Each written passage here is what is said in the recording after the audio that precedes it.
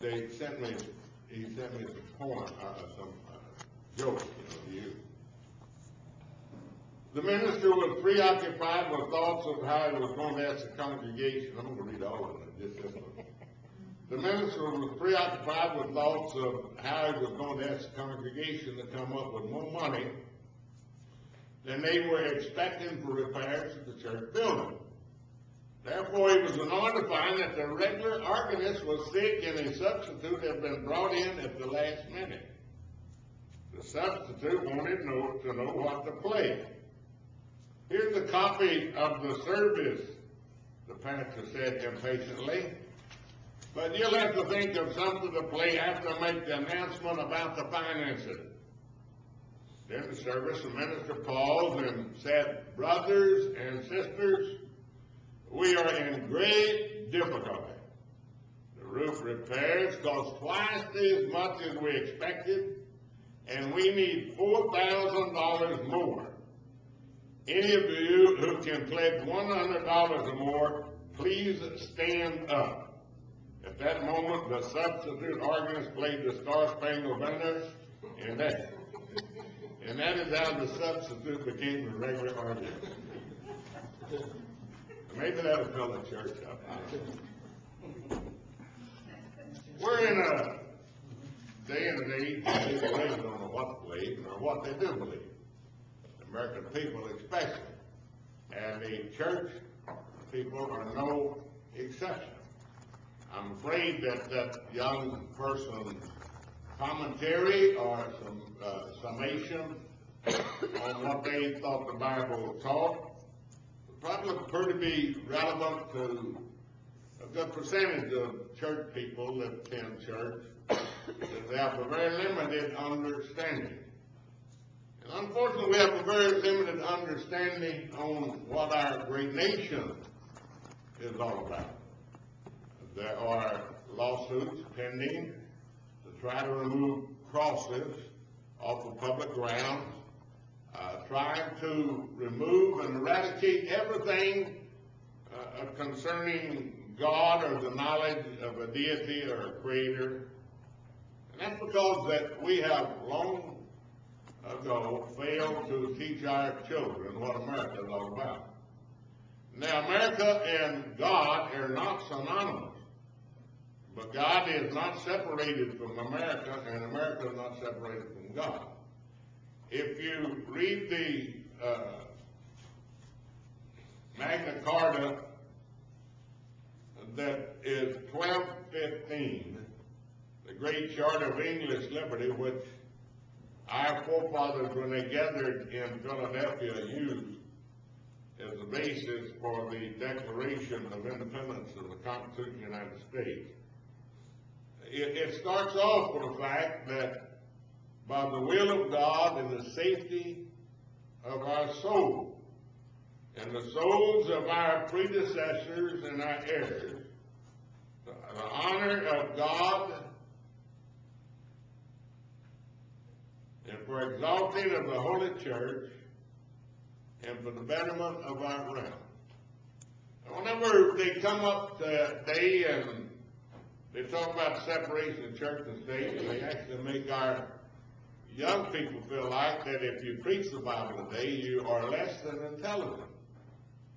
And the reason why that we come across as less intelligent, that we're ignorant of our heritage. We're ignorant of what the Bible actually teaches. We're ignorant of the information that our forefathers had when they founded this great nation of ours. And America is in the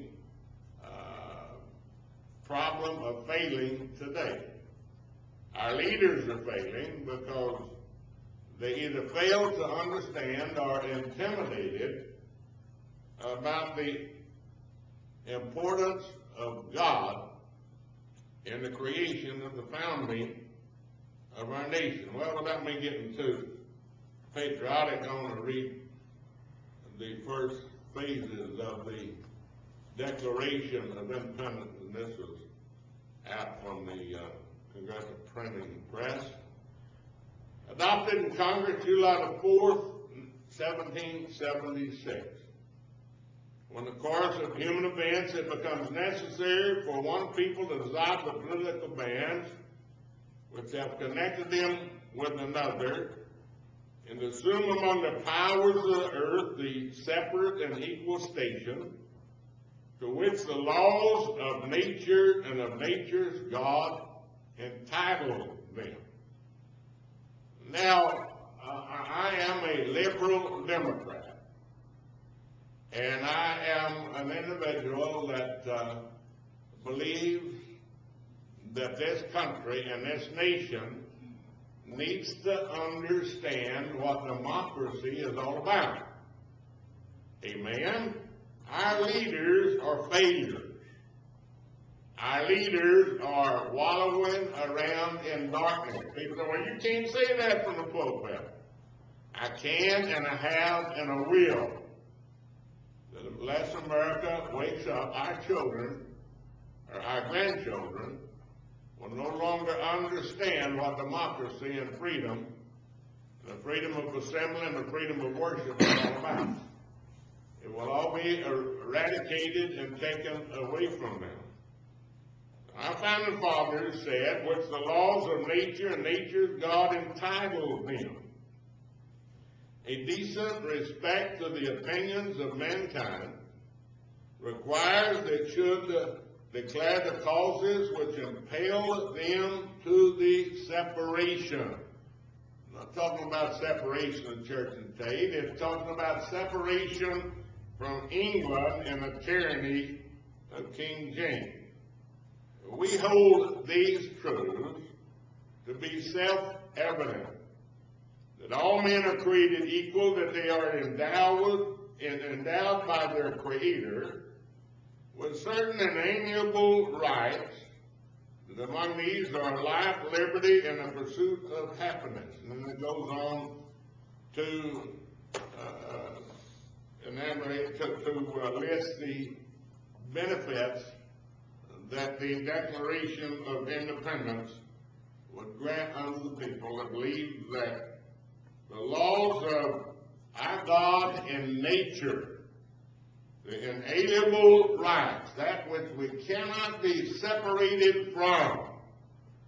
There is no place whatsoever in the Declaration of Independence of the Constitution of the United States that said there is a separation of church and state. There is no document whatsoever that declares that.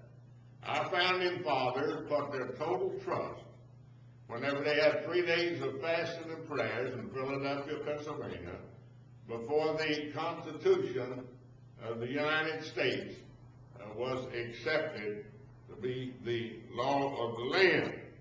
Now, self-evident in the dictionary, Webster's dictionary, self-evident is evident in itself. That does not need anything else to speak of for it. It's an axiom of self-evident truth that requires no proof. A universally accepted principle or rule. Self-evident. Now, they are coming with the teaching in our schools without the ability to have a foundation for it, that they can teach that there is no God, and that comes from Darwin's theory of evolution or natural selection. And whenever you look at what Darwin was the son of a Methodist preacher, an individual that believed that there was a creator that created all of the species